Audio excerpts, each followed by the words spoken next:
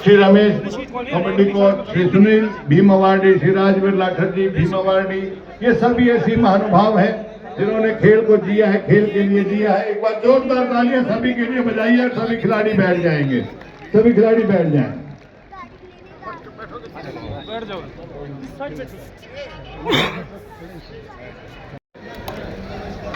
हमारे सभी खेल विभाग से जुड़े हुए,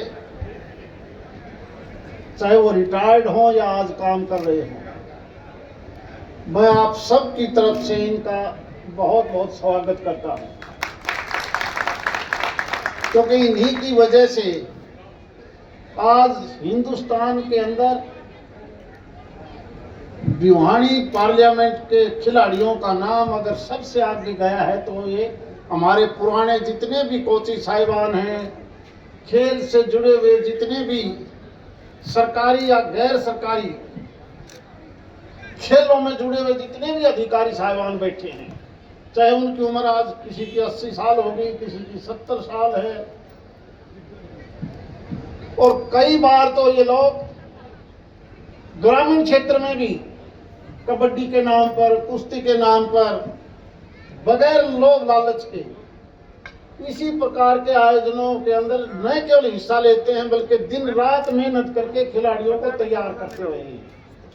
इसलिए आज ये जो लोकसभा क्षेत्र भिवानी है, जिसके अंदर 9 विधानसभा हैं, 3 डिस्ट्रिक्ट हैं, भिवानी, दादरी और महेंद्रगढ़, यहाँ के वो सारे के सारे वो खिलाड़ी जो हमने नीचे से प्राइमरी एजुकेशन से लेके सेकेंडरी एजुकेशन हो, पढ़ा लिखा हो, अनपढ़ हो, नामी पहलवान नहीं, जिन्होंने मेडल ले लिए वो नहीं है।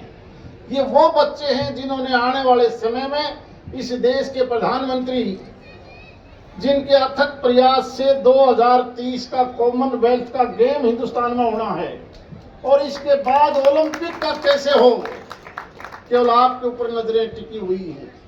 इसलिए फिट इंडिया के नाम पर इस देश का हर बच्चा खेल में हिस्सा ले, चाहे वो शहरी क्षेत्र का हो, ग्रामीण क्षेत्र का हो।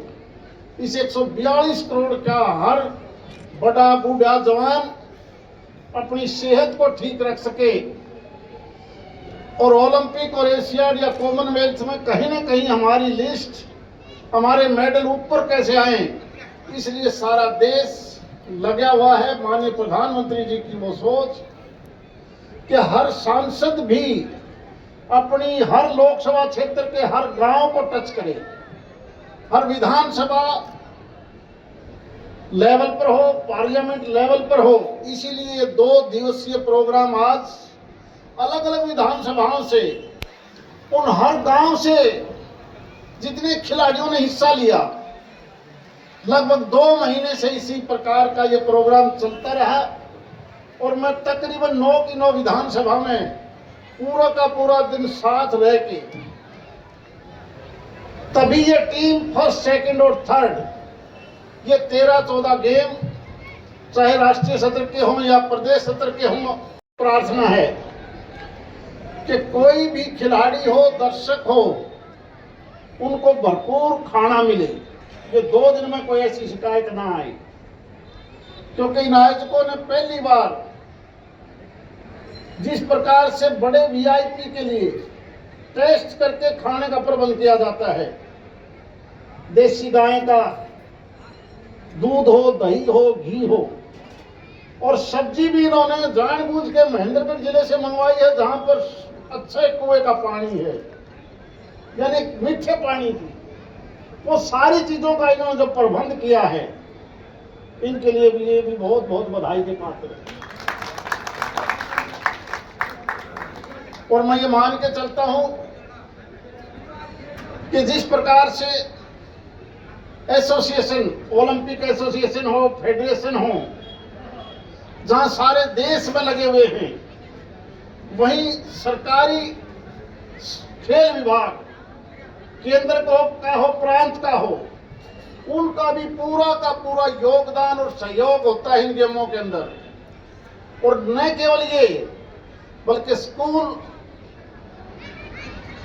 एजुकेशन, यूनिवर्सिटीज, सभी प्रकार की एसोसिएशन, सभी संगठन, सरकारी गैर सरकारी, आज इस देश में लगे हुए हैं कि हमने हिंदुस्तान को नंबर 1 पर लेके जाना है। और सबसे अच्छा तरीका केवल यही है कि हर बच्चा स्वस्थ हो, बीमार ना हो, और जो बच्चा स्वस्थ होगा उसका दिमाग भी स्वस्थ होगा। तभी तो हम मिलजुल के 2047 तक इस देश को विकसित देश बना पाएंगे। इसलिए आओ हम सब मिलके,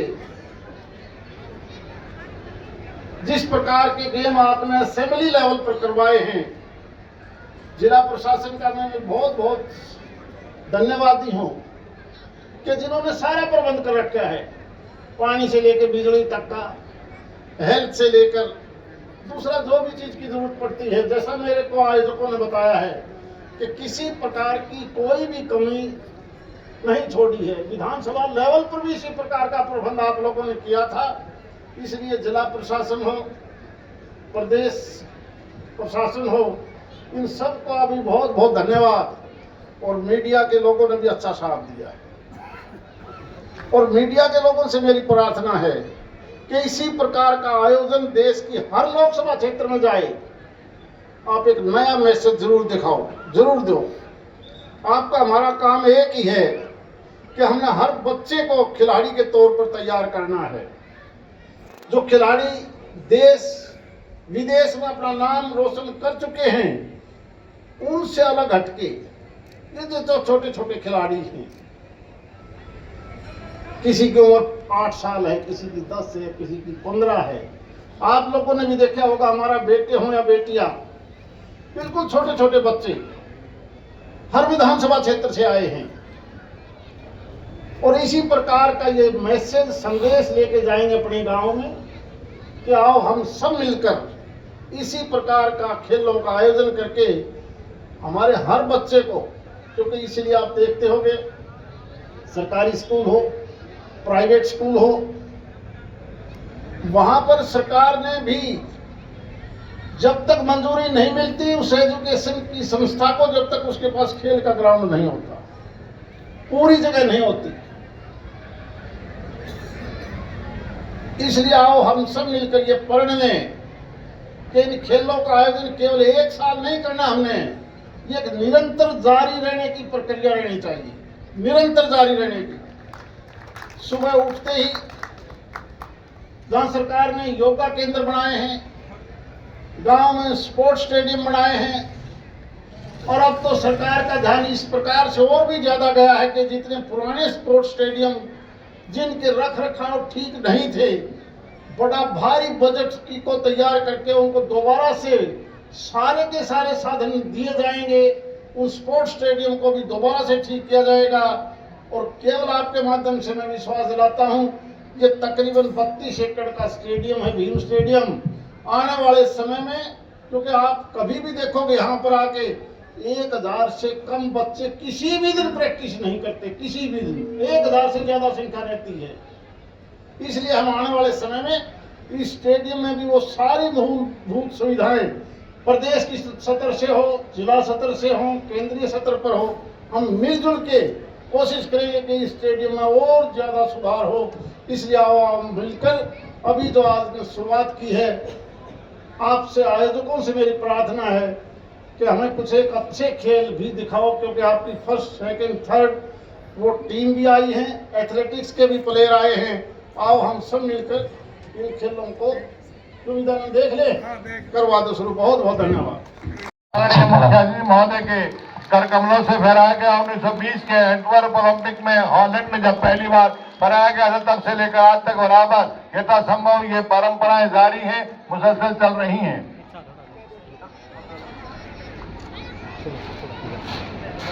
1500 मीटर मैं भिवानी महेंद्रगढ़ लोकसभा सांसद खेल महोत्सव 2025 के विधिवत शुभारंभ की घोषणा करता हूं। जोरदार तालियां बजाइए। उन्होंने अपने मुखारविंद से इस प्रतियोगिता के विधिवत शुभारंभ की घोषणा की है।